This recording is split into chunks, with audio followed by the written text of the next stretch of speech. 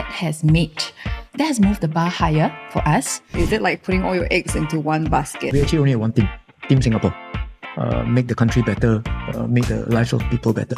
I just hope that there could be more debate. Before you implement anything. Not when problem arises, then you go to the parliament and explain what happened. Responsibilities don't check on our schedules before they come knocking, so we just roll with it. Tony, are you a PSP star catcher?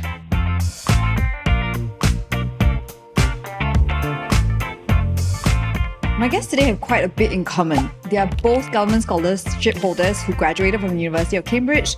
They were both public servants and they both got their start in politics with opposition parties. Now, they also happen to be married to each other. Now, in the upcoming general election, the common thread between Hazel Phua and Tony Tan is that they're both running as candidates under the Progress Singapore Party banner. But before nomination day happens tomorrow, they have dropped by the usual place to chat with me. Thank you both for being here, Ms. Phua, Mr. Tan. Thank you for having us. Yeah, thank you. And please call me Hazel. Please call me Tony. All right, Hazel and Tony. So I wanted to start off with, how are you guys doing? It's been weeks of election talk and walkabouts, and how's it been for both of you? Oh, it's been crazy. The schedule's been crazy. We're busy walking the ground, and at the same time, we have to handle interviews like this. Thank you for making time. I do appreciate it. But I'm trying to find out a little bit more about the two of you. And, Hazel, you are the vice chairperson of party, Progress Singapore Party. And I want you to find out a little bit about your time as an NCMP in Parliament. But first, because there's been a lot of news. Every day the news change, new things get updated, right? So Yes. Going to a GE season, you actually said you wanted to be fielded in an SMC. But that has changed over the weekend because now you're going to stand in GRC, right? Right. And that's the West Coast-Jurong West GRC. And along with you, there's the Sec Gen, Mr. Leong Mun Wai, and Chairman and Founder, Dr. Tan Cheng Bock. What was that point where things changed? To be honest, I can't quite remember exactly when that decision was made because, like you said, it has been a really crazy and hectic schedule. So many things are happening all the time and changes keep happening. So at one stage, actually, the party did agree that I can go to SMC. But then subsequently, they re-evaluated and they felt that it is best for the three of us, Dr. Tan, myself and Man Wai, to be in the same team in West Coast GRC. Yeah, so I've had to change my plans on quite short notice, actually. Because this is the second time you're actually going in as standing as a team, right? In the GRC and in the not exactly the same GRC, but it's you. The last time around you lost West Coast, right? Yes, quite narrowly. So what is the party's feeling about the chances going into this GE? Well, definitely the constituency has become more challenging because a part of the old West Coast GRC was taken out and a new section, which was from the old Jurong GRC, has been added into the new West Coast-Jurong West GRC. So there are about 41,000 new voters that we've never interacted with before until the boundary report came out. So definitely that has moved the bar higher for us. But we're undaunted. We will do our best to start to build a relationship with these new voters and do our best in this coming election. There's the party section, the chairman and founder, and there's you, the vice chairman. Is it like putting all your eggs into one basket? Yes, it is. That's also the thing that we have been, evaluating all this while. Changing our minds between whether we should really put all our eggs in one basket or to diversify the risk and have Man Wai and myself go to SMC instead. But eventually, I think we feel that, because it was the West Coast residents who sent me and Man Wai into Parliament as NCMPs, that we should stay there. So how are you feeling about it? Going into 2 weeks of campaigning, about 2 weeks of campaigning, yeah. Yes. Well, so far our interactions with, we have over the past four and a half years, we have maintained in our interactions with the West Coast residents. So our reception all the while has been fairly warm. So that's no surprise. But of course, now we have to start from ground zero at Taman Jurong and Jurong Spring. And so far, the responses has been quite encouraging, and in the older part of West Coast GRC, the newer parts is a bit cooler, and we still need to work on it. Okay. Tony, you are also running in this general election in Kebun Baru SMC, right? You actually previously contested under National Solidarity Party in 2011. So it's been about 14 years. What changed in that 14 years to have you say yes to running again? I think it's always something that I feel that if being called upon and if there's a privilege, I definitely want to serve the people. And it probably that feeling actually intensifies as you get older, because for me, I feel that Singapore has provided so much for me. Yeah, not just a scholarship. And then I get to meet Hazel as well. Yeah, so that's something that I can't argue. I can't argue against. So I think basically we are also arriving at very much for myself the last chapter of my life as to what else could I do. I mean, if that's something that we have the privilege to do it, and then the answer is absolutely yes. Yeah. What do you mean last chapter? How old are you? We're going to be 55. Yeah, we're going to be 55 and I'll be entitled to some CPF. Well, I'm looking forward to it. Okay. Can I ask what's the biggest lesson that you took away from running in 2011, and how will that experience influence how you run this time around? I think that maybe as one get older, probably you start to realize that that you want to be truthful to yourself. You don't want to do things just to get the votes. You do things because you want to bring up concerns of Singaporeans and the daily challenges that they face. So to me, I hope that in conducting this round of the campaign, it's not to covert for anything. It's not to look for a certain outcome, but hopefully we can express all the concerns of Singaporeans, the challenges they are facing, and more importantly, it shouldn't be about Team PAP and Team PSP. We actually only have one team, Team Singapore. Make the country better, make the lives of people better. So should you get into parliament, is there one big issue that you want to champion? Yeah, because for me, education actually basically helps me, tremendously and change my life. So that's one area I feel that for example, the PSP has been championing about smaller class size, and I think that's really will definitely make a difference. I mean, you can imagine if let's say you have a school and you only have 100 students, then the principal will know all the students very well, their development progress and what they need and how to better develop their potential. So that's one area we look at. The other one, obviously, is about basically the opportunities for ITE graduates to get onto poly, and poly graduates to get onto university. Our society is becoming pretty competitive, and I think it is quite important that we equip our young one, hopefully, at a bare minimum with a diploma degree or a degree. Otherwise, it's quite difficult for them to feel that they have a future. And if they don't feel that they have a future, perhaps the fertility rate will be pretty low. And in due course, if the younger people lose the confidence that they believe that they have a future ahead of them, then I'm not very sure whether that's really good for the country. Yeah. I think that for both of us, education is something that's very close to our hearts. You know that we've been in the education industry for the past 20 over years, and we see so many students and we witness what they go through as they progress, from primary school to secondary school to JCs. And then some of them, even when they're in university, they still keep in touch with us, so we know how they're going on. So we see a lot of cases, and we have always felt that we want to help young people gain more confidence in life and provide them with as much opportunities as we possibly can. So you work a lot with young people and you help them. What are some of the things that they want, that you will champion in Parliament that you're hearing? Because you mentioned earlier, it's about giving them a future that they can look forward to. What are some of the things that... Yeah, I think one of the things is clearly that is trying to find out perhaps there are three parts that we can take a look at it. The first part is probably for them to look at whatever they are learning, whether they can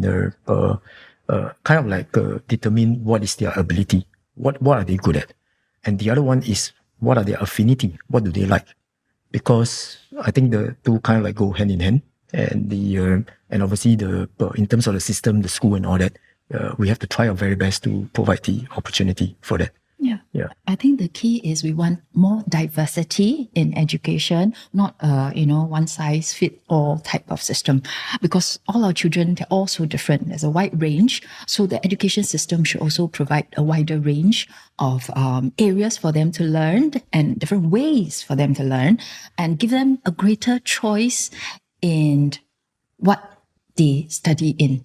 Yeah. What's the issue with the way the current system is going? Because I've been out of school for very long. I'm going to read by what I read. I cannot reveal my age because it's like, oh my gosh. But it looks to me that, things have changed from when I was at school. There are more options now. So what more do you think can be done? Okay, one thing that we've been pushing very hard for is actually to make PSLE optional, because we find that a lot of primary school students are really spending a lot of time preparing for the PSLE, which is not really a skill that we feel prepares them well for the future. Exam mugging really isn't going to help you become better able to adapt and thrive in the workplace in future. So we would rather that they spend more time in other competencies, building other competencies, rather than preparing for exams, memorizing facts, and just reproducing the same way of doing things all the time. So that's why we have been pushing for a True Train program, a pilot True Train program for students and parents who believe that their time can be better spent building other types of competencies than for exam preparations. And if I can add on, because at the PSLE, interestingly, you only test for English, mother tongue, maths, and science. There are many other areas. What happened to the rest? Such as? Well, you could have things like humanities, history, geography, arts, music, which they do. I think some of these they do have them as subjects, but because it's non-examinable, so the emphasis is not quite there. The amount of time spent is different, on the examinable subjects and the non-examinable. So it's actually, so I feel that it's actually already at a very early stage. You're really leaning to one side fairly heavily on maths and science. I'm not saying that's right or wrong, but I think that if it's a bit more broad-based, say for example, arts could be part of it. Then, quite frankly, if the PSLE happens to be English, Chinese, arts, and dancing, I would definitely be out. I want to test. So I think my point is that because Singapore by choice, we choose those 4 subjects and we say these are the important ones. And that's the reason why you gravitate everybody towards it. So the question to us is what happens if those people are inherently not good at it? Yeah, they're talented in other areas, just not in these 4 subjects. Yeah. They get a much tougher route. Correct. Because they will start to feel that, hey, I'm pretty bad actually. And then most of them actually, I always feel that they carry that burden of the fact that I got a C or got a D, and then they carry that and they feel that, that's all I can do. Yes, it affects their self-esteem and self-confidence. And perhaps to add on, so we're like supporting each other. You are a team. Right? To give it to add you. on, it actually gives rise to, exerts a lot of pressure on the young people, and maybe perhaps that explains why our mental health issue is actually getting more and more serious. Yeah. Yes, whereas you find that in the primary school education in other countries, they get a much wider spectrum of subjects. Yeah. So talking about journeys, Tony, you were an SAF scholar, and that could have easily led you down a different political road. Was there a turning point or moment that you decided to join the opposition party or parties? Now there's 2. Why choose the opposition party if you want to help people make Singapore better? I've always felt that it's not great to actually, even in a normal meeting, if you get all the people that are like-minded and from the same party to say that, hey, let us decide what to do ahead, you probably are just, there's basically, in short, there's even, there's no diversity of ideas. And I feel that all of us now are very, get access to a lot of information, a lot of videos, so we can see how, like in the US, they conduct the Senate. In UK, how, parliamentary debate ought to be conducted. You'll be challenged, and you will be challenged until you have to answer the question, not to sideline the questions. And in the case of Hazel's experience, you also mentioned that the Singapore, in the context itself, sometimes you run out of time. So the speaker say that you can't. So nothing not what the speaker is doing, but as a system, it's like there's not enough time. Okay, and an interesting fact to share is that in Singapore, every year we only have 40 to about 50 days of parliamentary sittings. One of the lowest in the world. And, Why would you advocate for more? So UK actually has about 100, and UK has 3 times the number of residents that they need to serve. So my point is that from my perspective is that there are fewer oppositions in the Singapore Parliament. So perhaps a lot more things need not be discussed. Perhaps I think I just hope I just hope that there could be more debate. Yeah, before you implement anything. Not when problem arises, then you go to the Parliament and explain what happened. Yeah. Speaking from my own experience, it is really very common that when we have a clarification time, the time is severely limited.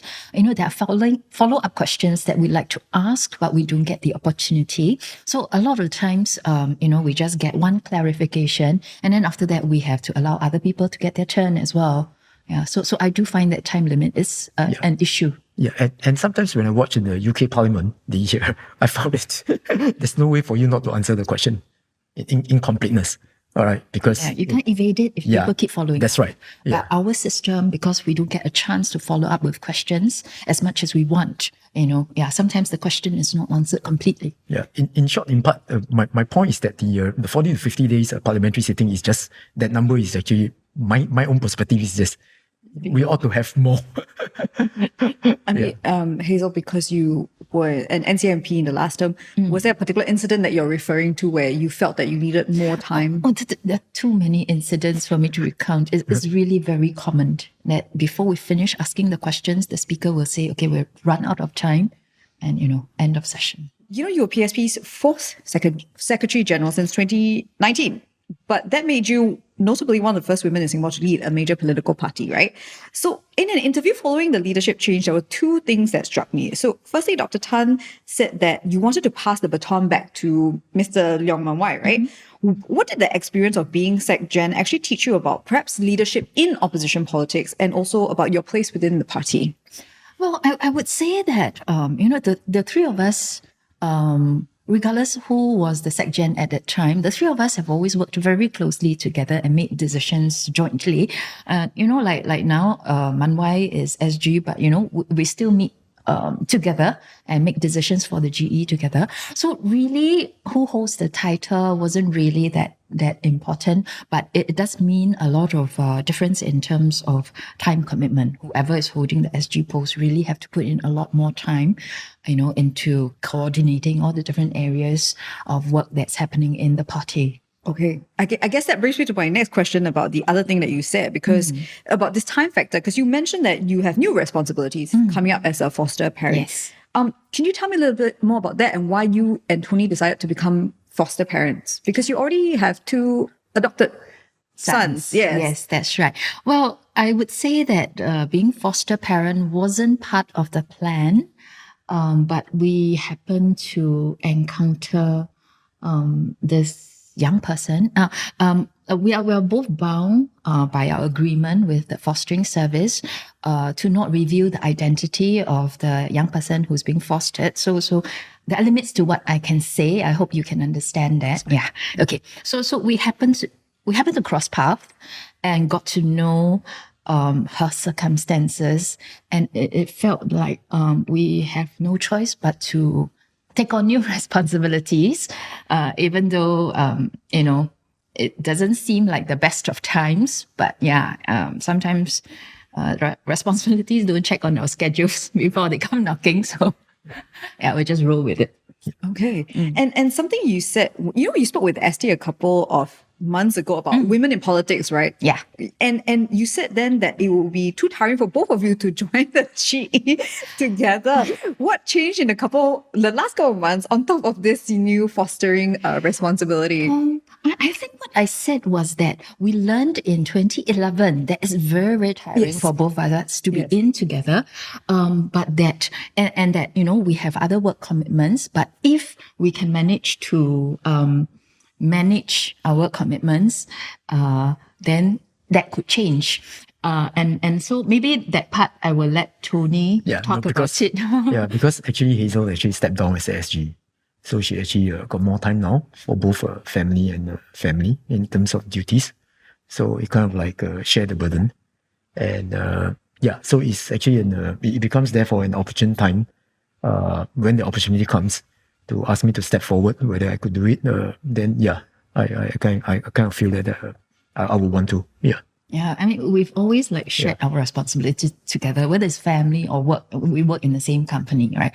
So as I free up more time, I'm able to cover a bit, and then that allows him also to step in. And also in 2020, that time is primarily because of COVID, and I think our responsibility is still with the with the team that actually that we're working with in the business.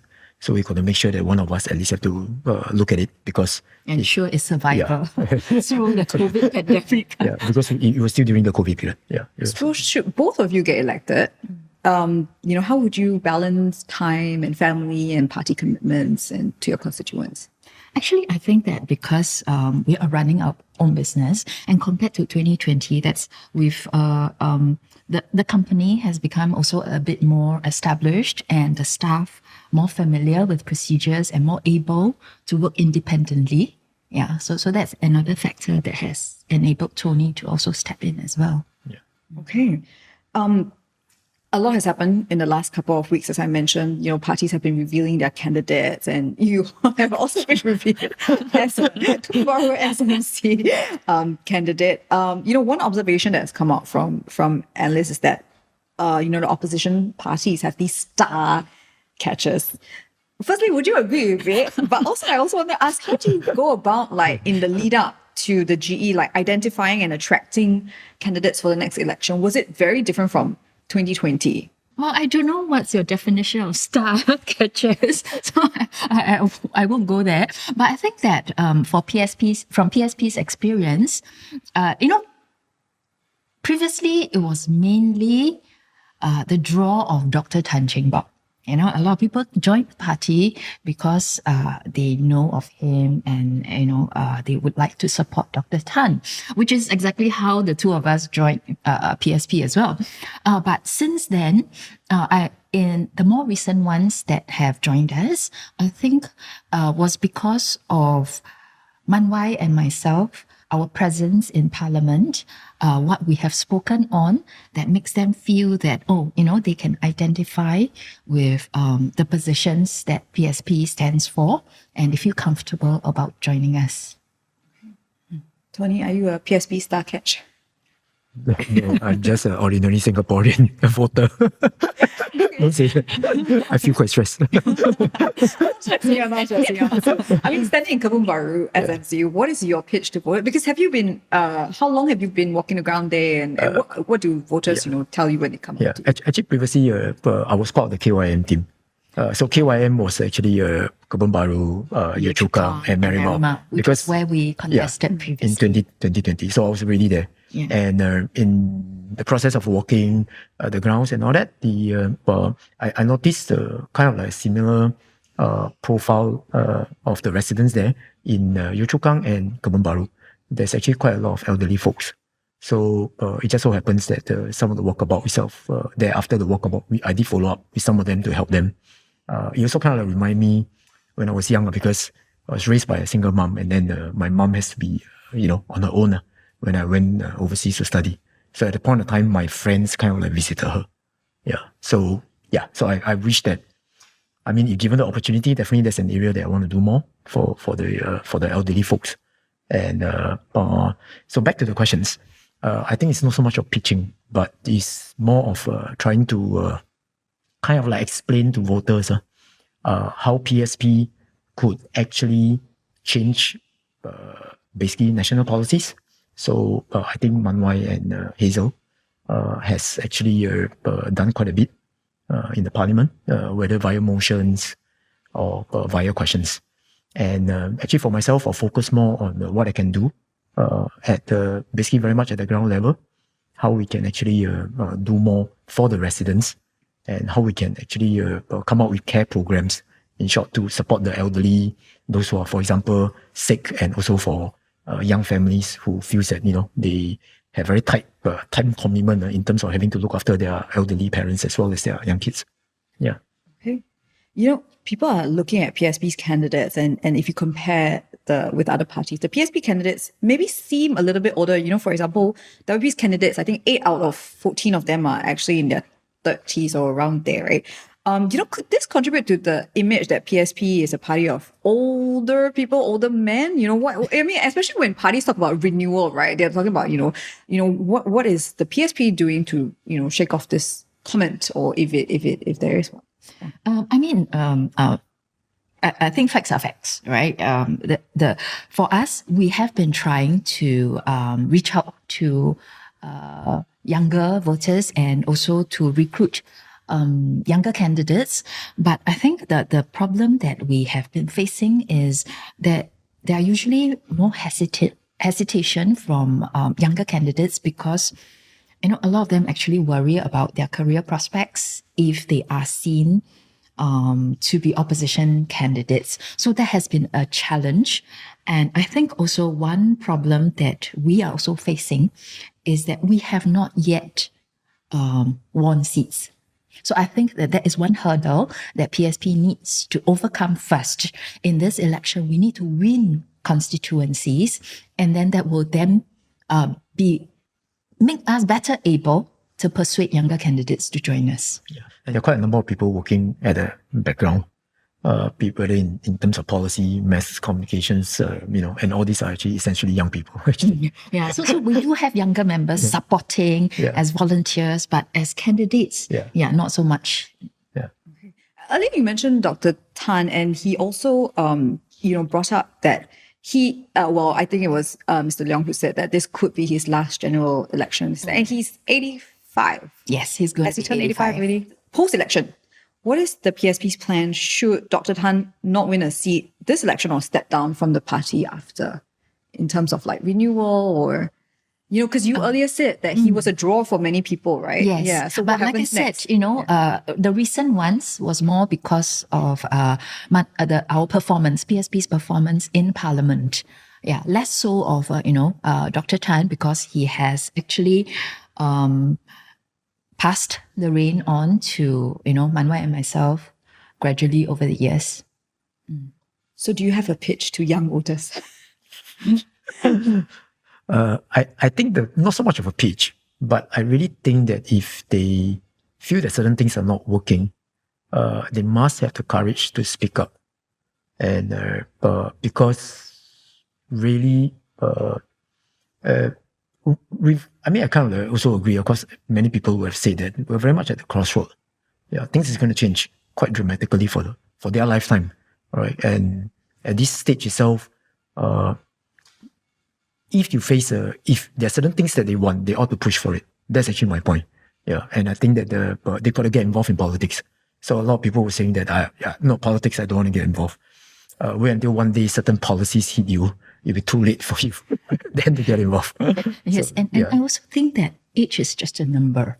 More important is the mindset. And I feel that to be young in your mindset means that you must be open-minded to new ideas and willing to test out new ideas and think of new ways of doing things, which I think is something that we do have in PSP. I think we have been rather forthcoming in challenging the norms and bringing forth new ideas. So I think that will appeal to younger voters and hopefully younger candidates as well.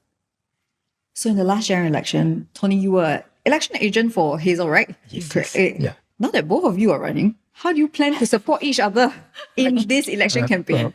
Quite frankly, after I done my walkabout, I still go to hers too. Oh, you're getting your steps in. We still try. We still try. Yeah. And then she still came over to actually help that day. I keep telling her that don't come, but she was here. And so how will you be supporting him? Every day I prep him for the interview today, for example. Yeah, because I'm not more used to media interviews and such. So I'll pass on some tips and prep him for it. Have I been scaring you? So far, okay. Still try to join in his walkabouts and house visits at Kebun Baru as much as I can. What's the reception like in both, your new GRC and where you're standing in Kebun Baru now? I think it's a bit more premature, but people are actually people are interested to find out more. Yeah. So I think this opportunity to advertise the Kebun Baru and Marymount is going to have a rally on this coming Thursday. Well, we're planning but it's not confirmed. Yeah, it's not confirmed. Yeah, provided the nomination went well, and then and then we need to apply for the rally site. But we are planning to have it on Thursday. So if the residents could avail the time, please join us. Yeah, then more could be made known. Yeah, and in terms of reception, obviously there is a difference between an area like West Coast where we've been walking for the past 5 years and Kebun Baru where we have been visiting less frequently. Most of our members actually stay in the west side of Singapore. So it's easier for us to have to call for members or volunteers who can join us in a walkabout in West Coast as opposed to Kebun Baru and Marymount, which is a bit further away. Yeah, so definitely the residents in West Coast recognize us a lot more than residents in Kebun Baru and Marymount. I think they recognize you because you've been on TV. We did that as well. Okay, before I let you go, should Singaporeans expect any surprises from PSP on nomination day tomorrow? In politics, anything can happen. But All right. So thank you both for coming on the show and sharing with me about, I think it's really cute how you guys like riff off each other. That's what marriage is after like 30 something years, right? Okay. Well, thank you both for coming. We'll see you on nomination day. thank you very much for having us. No worries. Thanks so much for having us. All right. Okay, that's it from me on The Usual Place today, but I'll be back the day after nomination day for a live show that goes all the way until May 1st. So if you want to have lunch with me and find out what's happening on the campaign trail, do like, subscribe, or hit the notification bell on YouTube to get updates when I go live at noon. I'll see you soon here at The Usual Place. Bye. Bye.